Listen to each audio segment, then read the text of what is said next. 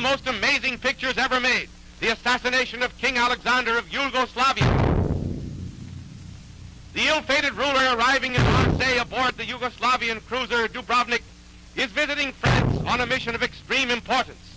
The final move in critical negotiations, he hopes, will cement the goodwill relationships of Yugoslavia, Italy, and France, and banish the specter of war from the Adriatic and Middle Europe.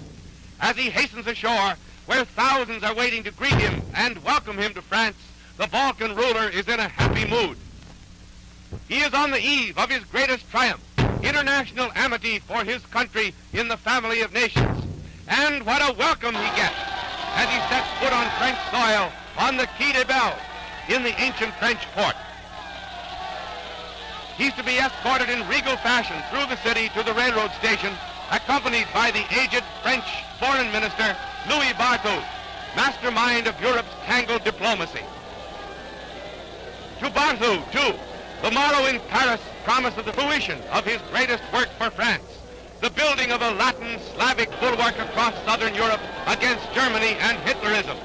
And so the Balkan monarch and the revered French statesman begin their fateful ride, the ride of death, little dreaming of the terrible catastrophe that awaits them a block or so away.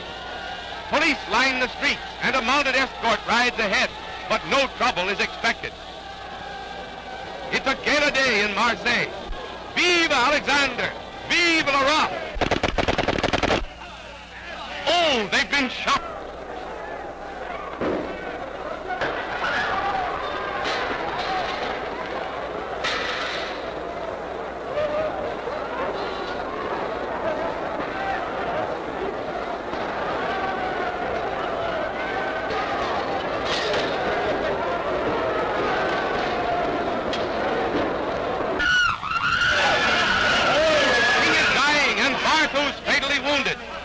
Is infuriated. The police can't hold them.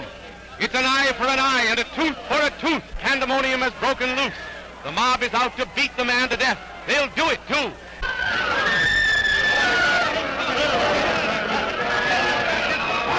He's a Croatian conspirator, one of the king's own subjects, chosen by lot to do this foul deed.